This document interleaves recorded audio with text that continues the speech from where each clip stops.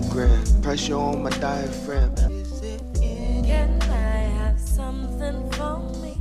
Can we agree to disagree?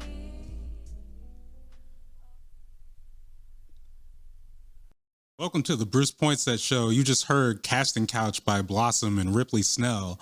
This is the world's most dangerous infomercial. Along with my producer, Ado, we bring you this bi-weekly news, commentary, and interview experience from the Numbers FM studio in the Portland Art Museum. You can catch the full show every second and fourth Wednesday at 7 p.m. on the Numbers FM 96.7. You could also catch clips on youtube.com/Bruce Poinsett and exclusive bonus content by becoming a member at patreon.com/Bruce Poinsett. Right now, we're live on Twitch, and you can follow the Numbers on Twitch at twitch.tv/thenumbersfm. That's numbers with a Z. Begin each show with news stories you might have missed and should be on your radar. So now, without further ado, the news. First story comes from Oregon Live, titled Oregon's Minimum Wage is Going Up July 1st. Here's what it will be in various parts of the state by Mike Rogaway. So for those who don't know, in 2016, Oregon passed a minimum wage law that had a series of hikes. Hikes feels like a very strong word, but let me get into the article. According to Rogaway, the legislature portioned the state into three categories and set three different wage scales loosely based on the cost of living in each region. That means employers in rural counties and smaller cities don't have to pay their workers as much as those in the Portland metro area. So how does that break down? According to Rogaway, Portland area. Wages rise 5.4% in much of Clackamas, Multnomah, and Washington counties, from $14 to $14.75 an hour. Standard, hourly wages rise 5.9% from $12.75 or $12.75 to $13.50 in most other counties in the western half of the state. That includes Deschutes, Benton, Lynn, Tillamook, Josephine, and Jackson counties, and some parts of the Portland area outside of the urban growth boundary. Finally, rural. Wages rise 4.2% in the rural counties that make up the rest of the state, from Curry County in the far southwest to Wallowa County in Oregon's far northeast. The hourly minimum is going from $12 to $12.50. So again, hikes is not exactly not exactly the right word, but minimum wage is rising slightly. And meanwhile, most people trying to work, a full-time job on $20 an hour cannot really afford living, not really afford an actual living wage life. So, see where the policy's at and where life is at. Hopefully, I say this hopefully, we can merge those closer and actually bring it up. So one, that $20 an hour is not just bare minimum, but something we're almost embarrassed to give people at some point. But until then, the work continues. Our next story comes from OPB by Conrad Wilson and Jonathan Levinson. It's titled Man Accused of Shooting 5 People, Killing 1 in Portland's Normandale Park was Known to FBI. According to the authors, Benjamin Jeffrey Smith faces 1 murder charge, 4 counts of attempted murder, and 4 counts of assault for the shooting at Normandale Park in Northeast Portland. When the FBI contacted Smith in 2021, it had already received multiple tips over many years that he might be dangerous. People who met him online in furry communities, groups of online people who share an interest in anthropomorphic animals, told OPB that Smith seemed violent and said they had reported him to the FBI in the past. Months after being contacted by the FBI, Smith, 43, would stand accused of shooting 5 people with a handgun at a peaceful protest on February 19th in Normandale Park. 1 person died and another became paralyzed. Further down the article, they write, after receiving a credible tip, the FBI spent nearly a year investigating the man who would later kill 49 people and wound 53 others at the Pulse nightclub in Orlando in 2016. After sifting through the man's phone records, following him, interviewing him twice, and using informants to record over a dozen of his conversations, the agency concluded he did not pose a threat and closed the case. When the FBI receives a tip that someone may pose a credible threat to the community, the agency conducts a threat assessment, but without robust nationwide gun laws, federal law enforcement must fall back on a patchwork of local and state laws to address potential threats. And further on, they write, the tools available to law enforcement in Oregon include civil commitment and extreme risk protection orders, commonly called red flag laws. It is difficult to meet the standard for consigning someone who has not committed a crime to a hospital for a temporary mental health hold. Red flag laws allow immediate family members or law enforcement to petition a court to temporarily confiscate someone's firearms if they pose a threat to themselves or others. The state's judicial department, which oversees state courts, found no extreme risk protection orders or any other restraining orders filed against Smith. So when we look at this and we look at the totality of other cases where the FBI has investigated, they mentioned obviously like the Pulse nightclub is one of the most extreme examples where they got tips for a while and then this man still ended up killing 49 people, 53 others. But what we look at is, in one case, just the gun amusement park that is America and the dangers that allows. At this article and a lot of notions just coming from the FBI where they're asking, we need more resources, even though the FBI, whether it be COINTELPRO, whether it be entrapment up to this day of Black and brown people, where when they get more resources, just like law enforcement as a whole, it doesn't end up being used to stop, in particular, white supremacist terrorism, but really the biggest threats to us, and instead is used to somehow, it always finds a way to terrorizing Black and brown people even more. So is giving them more resources really the answer? Also, how are we dealing with specifically these white supremacists, Christo-fascists, this very, again, all this problem that seems to all stem from and have a common connection from that white supremacist thread that we're not really tackling. And I'm not just talking about from a law enforcement angle, I'm talking about from education, I'm talking about community resources, outreach, and all these preventative services. So again, we don't have to wait for law enforcement to get involved because apparently their only recourse for action is how can we use this to terrorize more Black and brown people, or how can we, use violence to, again, fix this problem, even though it seems to be growing more. So not a very uplifting story, but we'll keep an eye on how this case goes and hopefully how we do not use it so the FBI to do more of what the FBI has been doing. Next story comes from the Portland Mercury. It's titled Charter Commission Sends Proposal to Overhaul City Government to November Ballot. It's by Alex Zielinski. And Zielinski writes, Portland voters will have the opportunity to seriously overhaul the city's government structure this November. A majority vote by the city's Charter Review Commission Tuesday evening advanced a package of 3 amendments to Portland's current charter, a document that serves as the city's constitution, to the November 8th, 2022 ballot. So what are these new changes they're proposing? Zielinski writes, 1, require ranked choice voting for city elections. Currently, Portlanders can only vote for one city candidate running in a city council race. And if no candidate receives more than 50% of the vote during a May primary election, the top 2 candidates advance to a runoff election in November. Under ranked choice voting, voters are able to rank council members for a particular office in order of preference. The elections office would determine a threshold of votes that must be met in order for the top candidate to win. If no candidates meet that threshold, the candidate with the least number of votes is eliminated, and voters who had ranked that candidate as their first choice would have their votes counted for their second choice. This process repeats until someone reaches the threshold.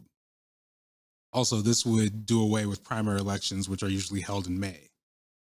Number 2, expand City Council to 12 members who represent geographic districts.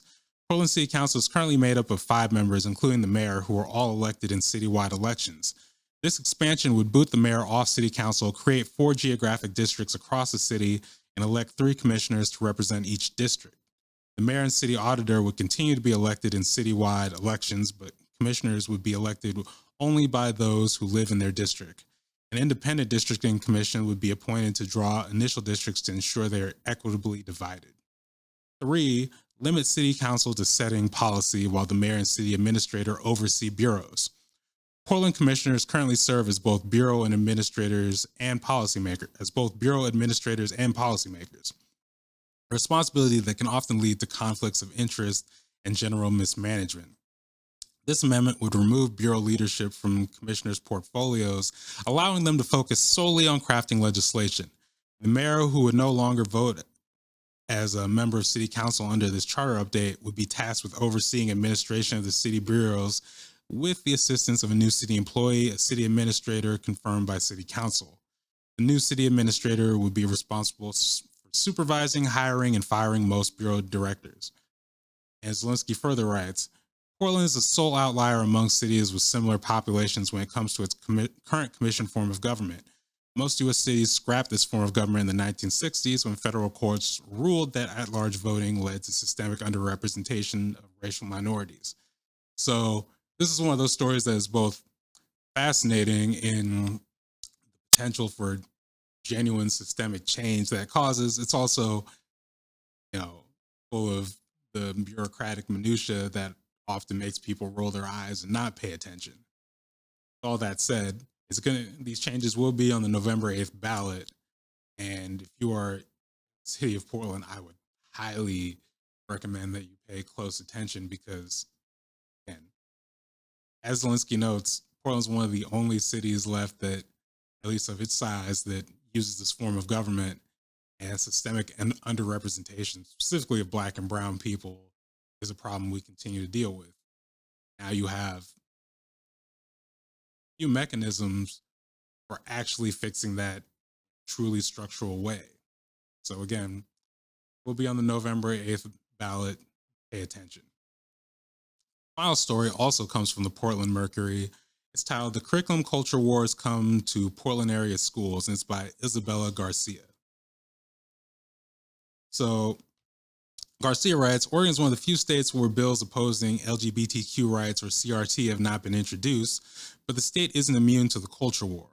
School Board Newburgh, a city about an hour's drive southwest of Portland, made national headlines last year when it banned Black Lives Matter signs, LGBTQ pride flags, and other, quote, political, quasi-political, or controversial, unquote, symbols from the classroom. Further, she writes, parent opposition to LGBTQ inclusivity in schools has been brewing in Oregon for years. In 2017, a parent group sued the state, Dallas School District, and the federal government for allowing transgender students to use the restroom and locker room that matched with their gender identity, claiming that it violated cisgender students' civil rights. The case is still ongoing as the group has unsuccessfully tried to elevate it to U.S. Supreme Court. Further, Zelensky writes, schools can play a major role in LGBTQ students' mental health. According to the Trevor Project, LGBTQ youth who have at least one LGBTQ affirming space are 35% less likely to report a suicide attempt in the past year compared to those without supportive spaces. In other words, schools creating inclusive and affirming environments can be the difference between life and death for some students. Now, this article also goes through a number of case studies, one with the Newburgh School District, another with Westland, Wilsonville, and most recently in Portland, specifically at Abernathy School and with their principal, Christy Peterson. I shouldn't say it was moved, but has decided not to bring back a couple of teachers based on their outward support of Black Lives Matter, of LGBTQ students. It's a variety of progressive issues. And Garcia writes, this isn't Peterson's first foray into limiting educational material. Prior to joining Abernathy in 2019, Peterson was the principal at an elementary school in Eastern Oregon town of Hermiston. In 2018, Peterson and all other Hermiston elementary school principals withdrew their schools from the Oregon Battle of the Books, a statewide reading competition due to the reading list of including a book about a transgender child. According to Anita Guaido, the parent of an Abernathy student, Pearson's past has raised concerns among parents who want Abernathy to be a safe, inclusive space for transgender students. This alarm culminated in a virtual meeting in March of more than 30 parents where attendees discussed concerns with Peterson's leadership, including a lack of clarity of her stance on LGBTQ rights, her questioning of Schulten's classroom posters, and Peterson's alleged treatment of LaToya Lovely, the only Black educator at Abernathy who resigned the following month due to alleged racial discrimination. According to Lovely, Peterson required her to perform additional tasks not required of her white peers, like signing in and out of school, and restricted Lovely from using teaching spaces that were available to all other teachers. Following her resignation, Lovely filed a complaint with the Bureau of Labor and Industries, stating that PPS's Human Resources Department did not intervene despite Lovely documenting her experiences with Peterson for months prior to resigning. So when you combine this with the current debate at Tubman over his teacher Brian Chu, and his opposition or his lessons on the I-5 freeway and gentrification as a whole, what you're seeing is two things kind of come together. On one hand, Portland and Oregon as a whole has not been nearly as influenced by anti-LGBTQ, anti-CRT, anti-trans legislation as states like, say, Florida. However, there are groups going around the state and coming to school board meetings, whether it be in Clackamas or Newburgh, and even Portland, often people who are not from these areas, who are not parents in these communities, or not members, who are pushing very hard and trying to pressure people into, rolling back any type of progressive curriculum, any type of, curriculum that affirms non-white Christian people. And can't take for granted Oregon's reputation as this like liberal bastion, because reality is it's actually just look at the map. It's actually a very red state. Just you have populations that are big pockets of population that make it vote blue in places like Portland and obviously spread out throughout the state.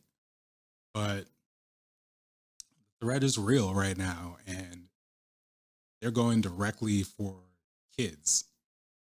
Like they may frame it as we're trying to protect the kids, but they're terrorizing and attacking children, and they're doing it in plain sight. So got to respond.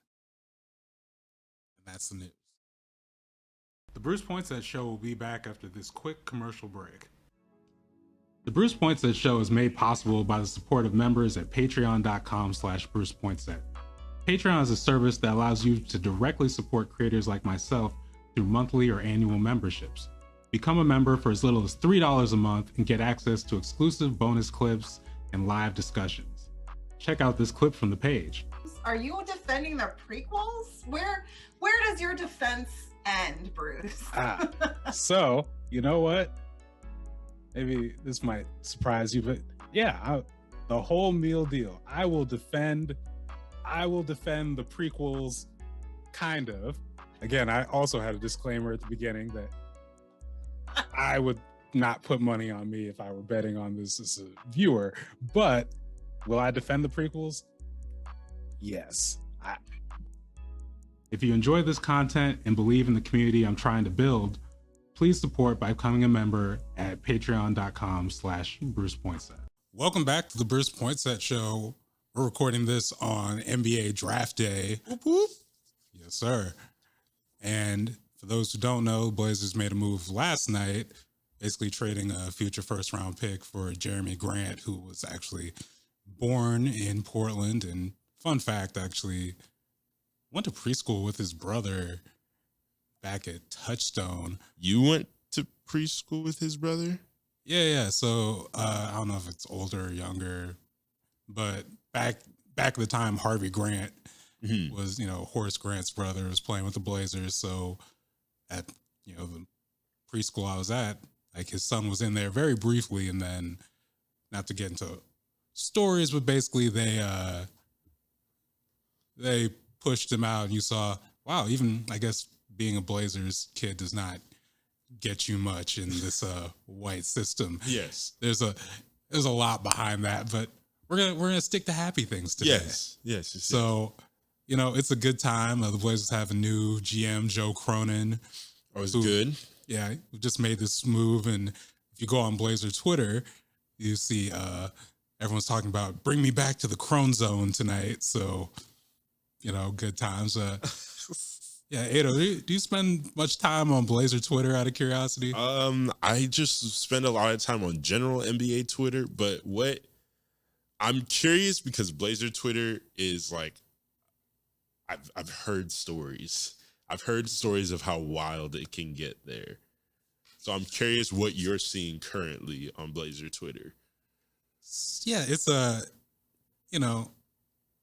it's all the things one both likes and hates about Twitter at times. Makes sense. But one thing I can't help but notice is that I feel like a lot of Blazer fans are aspiring to be like Knicks fans. Oh, absolutely. And I have a theory why. Partially because just sports media is dominated by disgruntled Knicks fans. True. So, True. you know, maybe chief among them, Stephen A. Smith, who also is arguably the loudest among them. Yeah. Literally and figuratively. Uh-huh. And you see disgruntled, screaming Knicks fans on TV all day. You know, there's something, I guess, the appeal to it. Like, you also see someone like, you know, Jesus and Miro, for example, where there's that aspiration, like at the beginning of the year, without fail, Knicks fans, for some reason, they think they're going to win it all or go to the playoffs every year, do anything, you know, important. And within like about a month, maybe, I mean, do you remember this past season? Like that first month, everyone's like, bing bong, bing bong. That is so funny to me because that is actually from a YouTube channel that I follow, Side Talk NYC. It's like a series where they just kind of go around the streets of New York and talk to random people. And there was a hot second there where like there was many episodes where they thought that the Knicks were gonna do it all, and no, they did not. Oh man, it ended poorly and so quickly. So poorly. I'm curious because and obviously I want to go back to the Blazers, but with the Knicks, how do they continue to get like no good draft picks, or like they tend to draft very non-notable players? You know, I'm glad you asked this. And first off, shout out to, you know, RJ Barrett is balling. I'll give him credit there. But I feel like this is a great segue into talking about how we vastly overvalue billionaires. And I feel like James Dolan is, you know, the owner of the Knicks, for those who don't know, is like, it's a great metaphor for that because, yeah, just poor management on a team level. Yeah. Dealing with he threw out, you know, Knicks legend and all back alley team Hall of Famer Charles Oakley, and like banned him from Madison Square Garden. Like just he's a terrible example of why do we value his, like he spends more time allegedly with his, you know, like bar band than making good basketball moves. Just awful. Deeply disappointing. Yeah. So, you know, again, maybe we give too much credence to billionaires and just a thought. But anyways, back to the Blazers. Theme of the show. So when I talk about Blazers fans being Knicks fans, like on one hand, like especially this year, because the Blazers were obviously tanking and a lot of people didn't seem to catch on to that, even though, I don't know, it's like, oh, Josh Hart, you know, has a hangnail. We're gonna, you know, bench him for the rest of the season. Like everyone's like, no, what are the Blazers gonna do? Or You know, Dame had he had an ab injury, but he also probably could have played like the last 2 months. Yeah. He didn't. There's a thing they do there. The tank was very clear. I will say with like Blazer fans specifically, again, trying to be Knicks fans is The classic. there are the bad ways, such as during the tank and all this despair, and every time a trade happens, like when we trade away CJ. And I just want to be clear to everyone watching, like I love CJ McCollum. CJ Love. Between his game and the fact that he was like super passionate about journalism and just in like some of like the youth work I do, like we haven't personally crossed paths, but like he's done interviews with for the students I work with at Madison at the time, now McDaniels, did interviews with this black student journalism program I worked with U of O. And then also did some stuff with the Boys and Girls Club where he has, you know, a room, you know, the CJ McCollum reading room or whatever it's named after. Very like, impressive. so it's like I could not escape the influence of CJ, and it's kind of cool. He's also, you know, now owns one of the wineries out here. But Shout I out CJ. digress. Is, you know, everyone's despair. It's like, oh my goodness, we traded away CJ for nothing, and it's like, okay, no, one, Josh Hart Josh can Hart ball. is not nothing. Two, we got a trade exception that we turned into Jeremy Grant, which means we traded CJ for Josh Hart and Jeremy Grant. I think the value is decent there. Yeah. But, you know, again, Portland fans being like Knicks fans were despairing at the time, not looking, you know, with the foresight. But on the flip side, the thing I love about Portland fans also trying to aspire to be Knicks fans is that after every like playoff series, you know, you see like when the Nets lose, immediately you see Photoshop, you know, these Photoshop pics of Kevin Durant and Blazers jerseys. When the Sixers lost, sorry, Ambush, Photoshop jerseys of Embiid Yep. in Blazer jerseys. Like manifestation season is in full effect. None of it is realistic. Who's coming to Portland? I don't know. I've heard think rumors anybody. that, you know, Kevin Durant, all he loves to do is play basketball, be on Twitter and smoke weed. And I'm like, I know a place. Yep. I know a place that is not run like a dumpster fire like the Nets, where you could do that. You could have defense around you. You could have the best clutch player in the league. Yes. But again, if I have to be realistic, I suppose we'll tamp it down. Yeah. That said, in this new era, the Crone Zone, as they're Crone apparently calling it, Zone. I have notes on that, but we'll digress. Yeah, I gotta say, like it is great. You know, I would love for the Blazers to be competitive again, but you know, having again the post. I think my favorite one was just seeing people Photoshop, or no, not the Photoshop. It's the messaging behind it. You know, Giannis needs to do what's best for him and his family and come to Portland. Just like, yes. Let's keep that energy. Yes. Please. KD needs to do what's best for him. Embiid needs to do what's best for him. You know what, Luka? I know you just got to the Western Conference Finals and, you know, Dallas is going to build a monument to you. But come to Portland. Do what's best for you and your family. I'm curious if you could dream up the ultimate Blazer trade, like, or we sign someone from free agency, who would you like to join the team? See, I got this dream. Again, I just said I was going to reel it back in. But nah. Let's go crazy.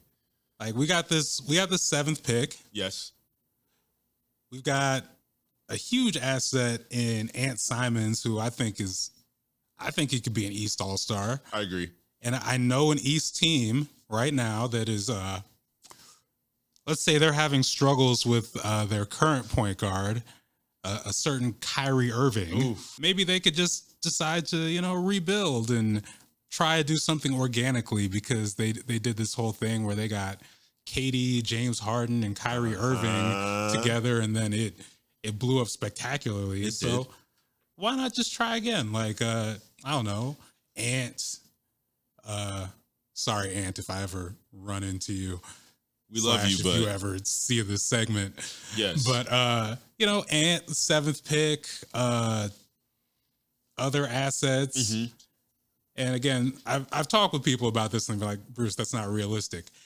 But have you watched Brooklyn?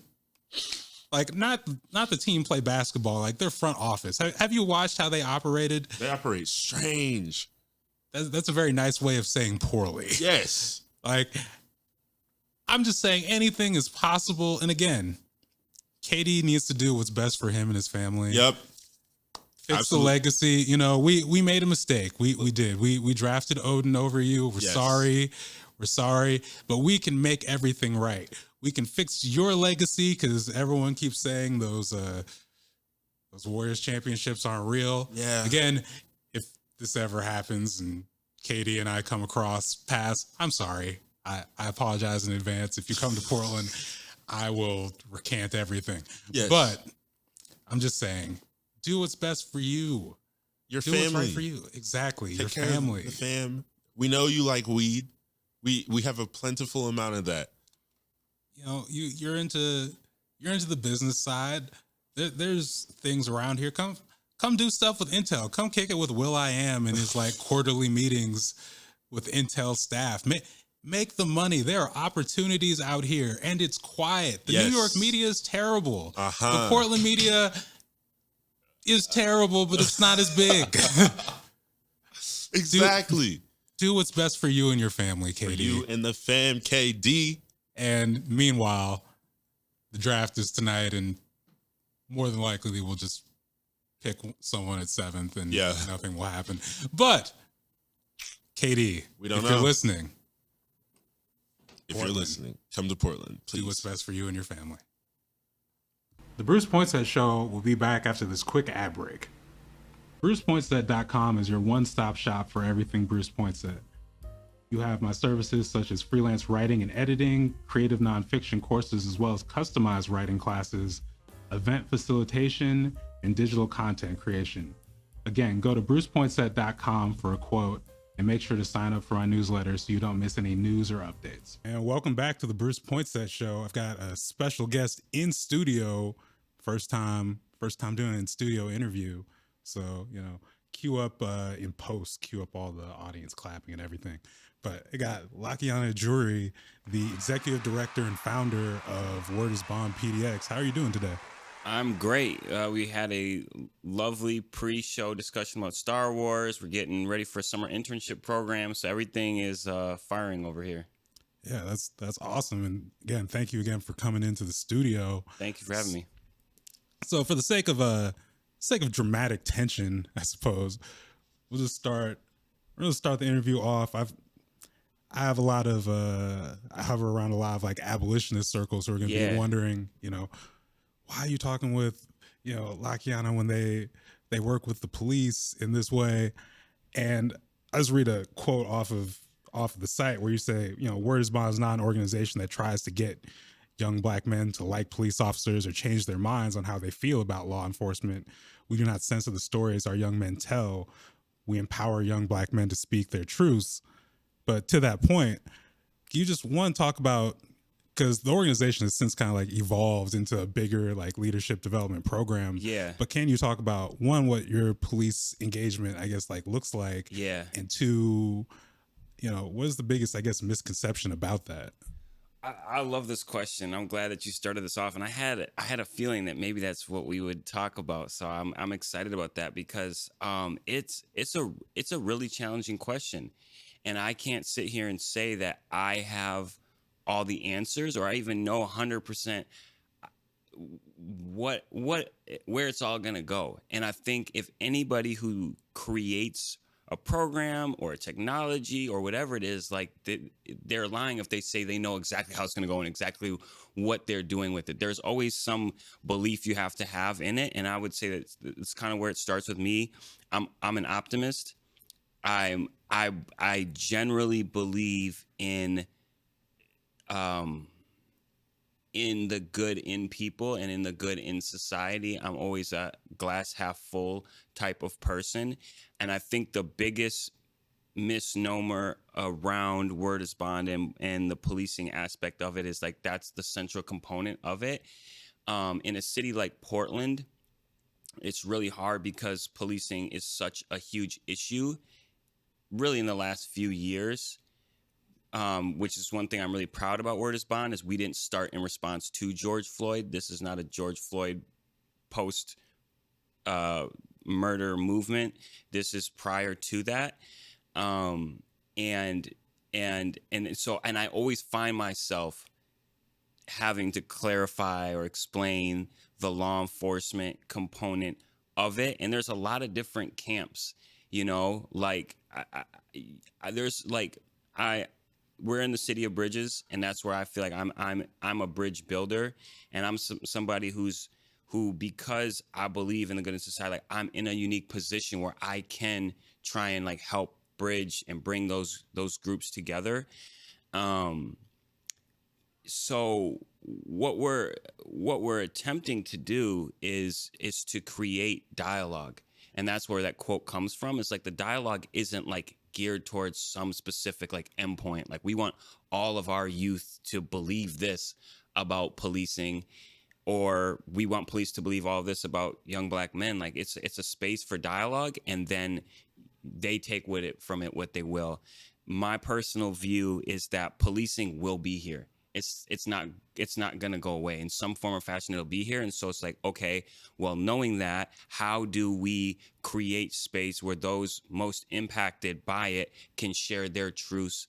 And to your point about Word is Bond expanding from that, it's exactly true. Like that was one of the core pieces when we started, and then we've kind of added on since then. I will say that I think a lot of people use the policing aspect to not listen to the rest of what we do. And I'm aware of that, you know, and I know people that just like look at our program, they're just like, I'm just going to use this to ignore all the other stuff that we do. And we do so much else outside of that. And I think that that's just a particular part of our program. And I'm still trying to figure it out.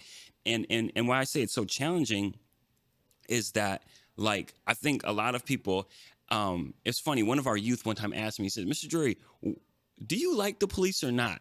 And it was really funny because he had been through our program, and I think a lot of people are trying to figure out what is my personal view on policing, and I don't have a view on policing as much as I have a view on our country, and our country is run and founded on white supremacy. And if you can have that foundational understanding, then my view on policing is very clear. It's seen through that lens, and it's not. And white supremacy is not unique to just policing. It is in all aspects of our society. So I don't look at the police and say, in their uniqueness of what they are capable of doing, which is taking life. Right? They're one of the only groups in our society that has that ability and judgment in their job to do that. But I don't look at policing as any more ingrained with institutional racism or white supremacy than any other group. So, and with that foundation, I feel very confident that when I approach policing work, that I'm able to do it from a lens that is empowering. And rightfully so, when you are going to sit down with young Black men and policing, there's a natural question of, how are you doing this? What is your lens that you're looking for, and what is your ultimate goal? And so I welcome all those questions, and those questions should be asked. And my only piece to that is that when people are genuinely willing to listen, I'm ready to have that conversation. But sometimes I feel that they already have their mind made up. And so it's if you want to listen and you want to know the story of Word is Bond, it's a beautiful story. If you want to just focus on the policing aspect of it and say, well, I hate the police, so I don't care about this program. And it's the only voices I really care about are our young men's voices. They're the ones in this program. Everybody outside of it can have their opinion, but you're not going through this program, and you're also not the target of it. Our goal with Word is Bond is to empower young Black men, point blank, period. And so giving them exposure to many different aspects and places to use their voice is our goal. And so in returning to the original point, my goal, I don't have a set way that I'm trying to guide our youth when they have these conversations with law enforcement, and they come from a variety of backgrounds. Some have had very adverse experiences with police. some have had none. And then you got a bunch of adults around the outside trying to input their view of it, like, oh, y'all should hate the police, or we should abolish it, or and some support it and some like to see it. So it's a variety, and I have to balance all those voices. And when I see a murder like George Floyd, yeah, I'm gonna sit home for like the next 5 days. Like, what am I doing with this program? Am I leading it in the right direction? You know, and then you see killing after killing and various other racial incidents. Does that keep me up at night? Do I ever sit there and think like, dang, is this the right thing to do? Absolutely. And that goes back to my original point of when you create something, you never 100% know where it's going or how it's going to be.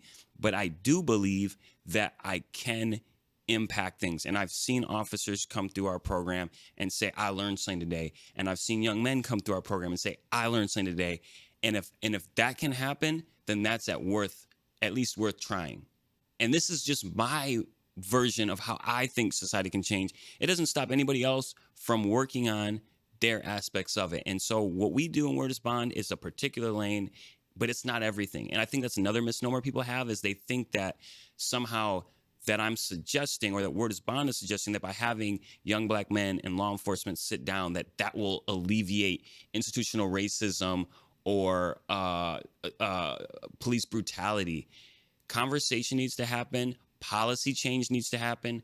Culture change needs to happen. Institutions need to be changed. All of that. And we are just one lane of many. Yeah. And, you know, I think there's a few things there that really, really resonated with me. I think that idea, we talk about using, you know, police engagement as basically a way to like shut off the rest of the conversation or not listen to anything else. I really, I see that a lot in terms of not just that, but I feel like in some way, like, just because we have so much access to information, and especially today we're on like so much like social media stuff where it's just like everything is not just, we don't just have access, we're competing for attention. So we're like, people are overwhelmed, and anything that gives you the opportunity or the chance to be like, okay, I don't have to think about that anymore. Like we jump at that like at a fundamental way. But specifically with this, I think, you know, we live in like an ecosystem of different tactics, and this isn't like a new idea. This has always been the case, especially when it comes to Black liberation. And I know I've had, like, my mom worked as a principal and administrator in Portland Public Schools for decades, and before that, New Jersey. You know, I've done stuff with as far as like anti-racism organizing stuff in LO, and I'll say as far as like a particular connection there, because we've had some officers in LO who've, you know, worked with the Word is Bond program or gone to like some of the sessions. And I'll be honest with you, like when we'd have conversations about like policy with them, and specifically around like profiling, and they'd be like, well, I've been through, you know, I went to Word is Bond and it was great. And it gives me part of that, like, are you just using them as like a prop? But I say that because with the group I'm a part of, Respond to Racism LO, I've seen people do a similar thing where they're like, well, I go to the Respond to Racism meetings, so everything's fine, right? And it's like, hold on. Because it's like, because that's not even like, I don't put that on you or the program. I don't put that on us. And it's not necessarily even on these people saying that, because it's just, you know, what we say in passing in conversation. But you know the feeling you get when you hear that, where you're like, 100%. Are you really, I hope you're taking more than that from it, right? But I also understand that, you know, there's gray areas in this. Like, I'm not a big police fan personally, but I also know that, you know, again, just through having, you know, a mom who worked in education, you know, and through my other experiences, the reality is like a lot of intel and a lot of like information I have as far as like how things work systemically inside has come directly from talking with like Black officers, just, you know, informally. And it's not just I'm on this side, you're on this side. It's like, again, we all live in like this like ecosystem. Right. And where there's a lot of different tactics, there's a lot of different engagement, and you know, what you said about like being an optimist and believing in people, you know, I feel that. And like, even if, you know, your tactics are different than mine, we're both like, we both care about young Black men in particular in our community, and we're trying to make it work. So that's why I was really glad you know, were open to this conversation. Absolutely. And really welcoming that first question, especially. But to that point about how Word is Bond has evolved, can you just talk about, you know, sort of the different aspects of the program? I know you do like done Yeah. trips. It's big on leadership development. You've got Yeah. working on a summer internship program right now. Yeah. Yeah. So you just talk a little bit, you know, give Yeah. people a little bit of an overview of that. Yeah, I mean, like, so, right? Like, if when people want to talk about Word is Bond and what it does, this, that, or the third, we're employing 30 young men this summer. Talk about that, right? $50,000 our young men will make collectively. That's huge in a city that doesn't offer many opportunities for young Black men, youth in general, youth of color. That's a huge opportunity. And that's why that's like one of the biggest things about our program is the economic impact that it's able to have, and then the exposure. Like, our goal is to help expose our young men to as many possibilities and as possible versions of themselves that they can be. So our summer internship program is called Rising Leaders. It's 7 weeks long. It's paid, and it's a 3-year rite of passage program. We've built out 2 of the years so far. So the first year is a cohort-based model where they meet 4 days a week. It's business casual dress, so they're learning how to be in professional environments, learning what it feels like to be in a suit, which is for Black men a very powerful feeling if you're ever in a room with other Black men in suits, and especially to be as young as they are, 16 to about 19 years old. They learn public speaking, career exploration. We have the public safety piece, which not only includes dialogues with officers, which, just to go back on that one more time, there's 5 workshops. The officers come out of uniform, no weapons, and we start with interpersonal storytelling. So we're not talking about race. We're not talking about George Floyd, like police, nothing. It's like the first meeting is just like, who are you? And like sharing those stories, and it's all interactive workshops. So it's never like we're just sitting down like in 2 chairs and like, tell me about yourself, but it's like guided workshops led by myself. And then through the subsequent weeks, they get deeper and deeper into the conversations till about week 4, where we can we've built enough of a foundation where we can have some of those larger conversations. So that's the law enforcement aspect, which takes up about, I would say about like 15 to 18% of the summertime program. So what are we doing for the rest of those days? They each work on a storyteller project, which features a mantra that they create, goals for their future, a vision statement. They get professional photos once they get their suits that we tailor for them. So they get to see themselves in really powerful ways, and having a professional headshot for yourself and a picture that you designed, where it was taken, and the colors of your suit, and then learning to tell your personal story. And I think that's what gets swept under the rug so much sometimes. Is like, that's what Word is Bond is at its core. It's about storytelling. And what is your story? And for young Black men, our stories are so often told for us or told by other entities, and oftentimes in negative ways and portrayals. And so it's helping our young men discover, what is my story and what path and what can I be in a world that has so often shown me very few possibilities, either incarceration or entertainment of some sorts, whether it's athletics or music. And outside of that, there's not much expected of us. So we want to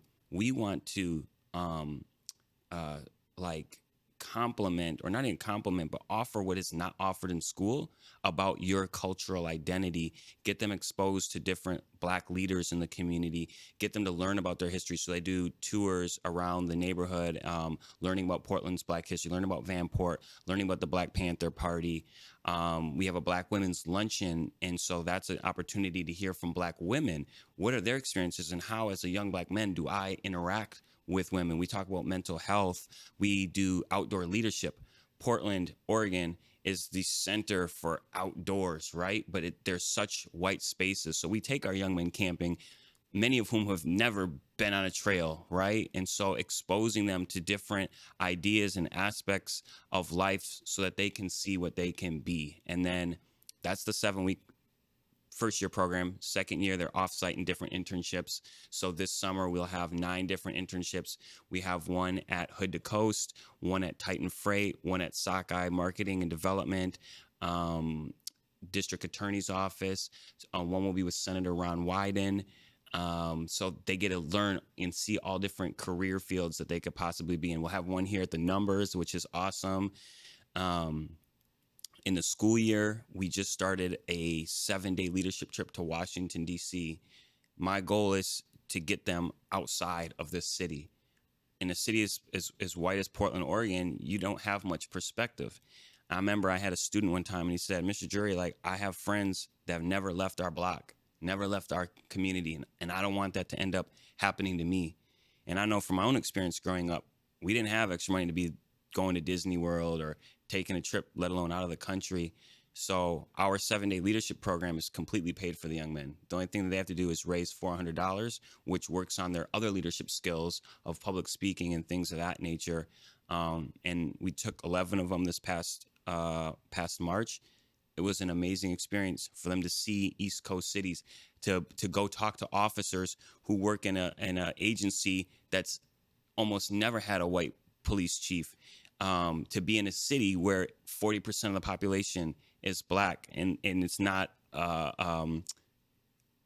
strange to see large groups of Black people. So we got to go to Philly as well. We got to go to Baltimore, and even having their suits everywhere they went, people's heads were turning. Where are y'all from? And I told the guys, I'm like, I guarantee you, they're never going to think you're from Portland, Oregon. They thought they were in law school. They thought we were from Atlanta, Georgia. And they were kind of dreading wearing their suits everywhere they went, especially the Black people. Oh my gosh. You're just like, wow. Like, it's so great to see. And by the end of it, they get it. They're like, now I understand why we're in these suits, why I'm here, why I'm a part of this. And you see their minds see the bigger picture of just everything that we're doing. And a lot of them come into our program and they want to be paid. That's what they're looking for. They're looking for a summer job. And it's like, I'm not faulting them. You coming from a lot of different communities. Who doesn't want to be paid? What adult doesn't want to be paid? But when they get into the program and they see all the other things that we do, it's so much more than that. I'm able to put money in your pocket, but I'm also able to put an idea in your mind. And that idea that I want to stick in every young Black man's mind is that you can be whatever you want. Everything is possible. And we're not shown that. We're not shown that in classrooms. We're not shown that in society. When we walk past people, when we show up at a public place like a mall or a park, we're often shunned or not wanted in those places. And so I'm trying to help our young men see the infinite possibilities of what they can be. Mm-hmm. Yeah, well, Akian, thank you again for coming on the Bruce Poinsett Show. We're gonna have you come in the studio again for some pure Star Wars slander, yes, as we did. We all love Star Wars here, but DJ Ambush here has a weird affinity for the Last Skywalker that we gotta take down. But anyways, thank you again for talking about Word is Bond. Appreciate and it. All the best. Thank you. Going forward, and we're gonna keep an eye on everything you're doing. Likewise, appreciate it. And this has been the Bruce Poinsett Show. Make sure to catch us every second and fourth Wednesday at 7 p.m. on the Numbers FM, as well as on youtube.com/Bruce Poinsett. And for exclusive clips, go to patreon.com/Bruce Poinsett and become a member. In the meantime, hey Black people, trust me, it won't hurt. See you next week.